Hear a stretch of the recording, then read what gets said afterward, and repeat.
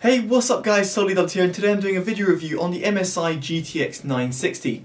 Before getting into this review, I'd like to thank MSI for actually sending me this out for a review. It's a huge honour yet again to review their graphics card, and this time the 960, as it's brand new, gives me a great opportunity to see how it performs against the 680. More so, this graphics card can be bought on Amazon for around £175. A link will be in the description below, so make sure to check that out. So without further ado, let's see what you get in the box and a little product overview before getting into the benchmarks. So first of all, what you get in the box, you got a 6-pin to 8-pin adapter, which is useful for your PSU, as this GTX 960 takes a single 8-pin connection from the PSU. You got a driver disc, a manual, and also a series product brochure. Now the actual GTX 960 is very well designed. I really like the red theme with a red dragon army kind of theme going on over here. You've got a standard PCIe connection over here. As I said, you've got an 8-pin PSU connection over here that you're going to need. And then over here you've got the SLI bridge, which is very much a standard throughout the Nvidia range. And one thing I should note is that on this 960 model you actually have an illuminated sign with the MSI and the dragon actually illuminating in white. This can be controlled via the MSI gaming app, which is extremely cool. Then onto the ports. Now the ports were a little bit interesting to me, and the reason I say that is because you saw three DisplayPort 1.2 ports over here. The reason I say it's slightly interesting is because the GTX 960 is aimed for people who are going to be on a budget PC. And in that respect, budget monitors mainly don't have a DisplayPort. If anything, they've got HDMI and DVI.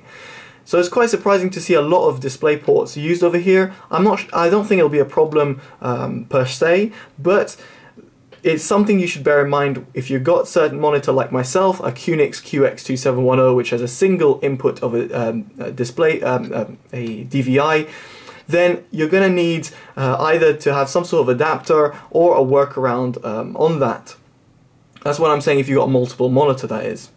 The HDMI used over here is a HDMI 2.0, and here it's a display, a DVI display. So in terms of the design of it, I really like it, but more than anything, I actually really like the fans. Now the fans are amazing. The fact that they could cool so well, now you see a little benchmark result over here, was absolutely sensational. The actual cooling and the noise was really low. So much so that I had to take a video of it, and I actually had to show you the independent fan control that this has via video. So do check that out right now.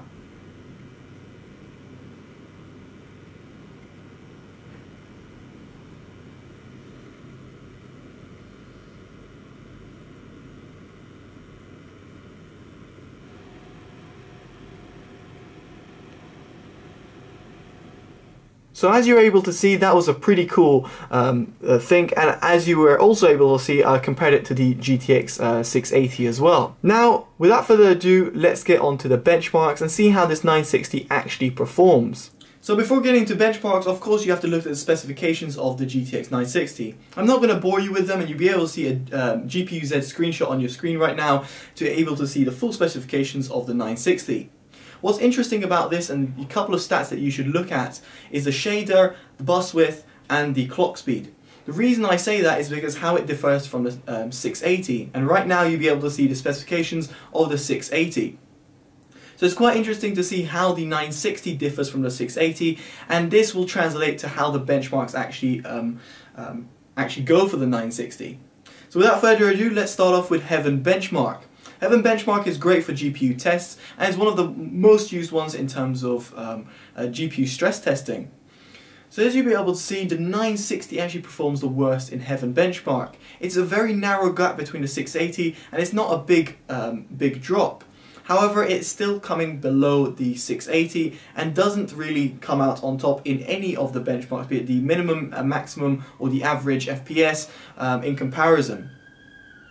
So now when we look at Valley Benchmark, which is another great benchmark for GPU stress testing, you can also see the 960 further dropping down in comparison to the 680, and here you can really see the shaders coming into play, and furthermore that bus width really being stressed on the 960 in comparison to the 680. In this respect, the 680 comes out on top. On the synthetic benchmarks, there's no comparison. Despite having a higher clock rate, and despite the 680 being at stock, it still came out on top, as in the 680 came out on top over the 960. Now if we look at Battlefield 4 benchmarks. Battlefield 4 ones were actually very interesting with the 970 review I did, simply because of the minimum FPS. And again, this was a very interesting benchmark for the 960. The 960's minimum FPS was so close to the EVGA Titan Black that was extremely impressive. Again, for a card that's very cheap and affordable, I was extremely impressed to see how well it did in the minimum FPS. Of course, in terms of averages and maximum FPS, it dropped out quite a bit against the 680, especially on the maximum FPS, where it was around 10 or so FPS off. But it was something to really note that the 960 has this Maxwell architecture, just like the 970, in the respect that you have a nice overall balance throughout the minimum, maximum and average FPS. So overall, the benchmarks showed to me that the 960 can perform. However, due to its limited bus width and shaders, it is a little bit constrained. Again, this is marketed at not the super rich. It's mainly targeted at those that want a budget GPU, or those that are on a budget, a really tight budget, and want to spend X amount of money. Normally AMD control this market, and it's nice to see Nvidia actually giving competition to AMD in this respect. And finally, let's get onto the power consumption. Now, the power consumption was extremely impressive to me. By that I mean it really utilized very little amount of watts. The maximum watts that I recorded on my little meter, which voltage meter and watt meter that's connected to my PC, was 233 watts. Considering that is with the system and the GPU all together, that is extremely impressive, and that really signifies to me that this GPU can be used on a 300 or 400 watt PSU very, very easily. To say 400 watts, that would be over the top even, and it's very nice to say that simply because it reduces your energy bill, which is not much, but more so, and most importantly, the fact that people on a low budget will obviously not have that much budget for a PSU. And generally, PSUs at a lower wattage are generally cheaper. So it's nice to know that a 300 watt PSU could easily power your whole system plus your GPU whilst you're gaming solidly on 1080p or 1440p. So in conclusion, the GTX 960 to me was a great card. However, it's not a replacement or a side grade to a 680, 670, a 770 or a 780 or a 760 even. To me, that would be a downgrade, simply because these cards that I've just mentioned now, the 6 series and the 7 series, are actually better spec than a 960. But that said, when they came out, they were much more expensive than a 960. So to put into perspective, if you're looking for a budget PC build, then a 960 would be a great option to go for. Especially the MSI, that has a really good power management, really good design, and it actually looks really nice in the build. So overall, I would say the 960 is a great buy, but it's not something I would really rush out if you're a previous Nvidia owner. If you're switching over from AMD for any reason, or if you're building a new PC, or if you're on a budget, then definitely look out for the 960. It should definitely be on your top buy list because there's not much out there on the market apart from AMD's offering at its given price range and performance. Alright guys, I hope you've enjoyed this video. If you have, make sure to give it a like.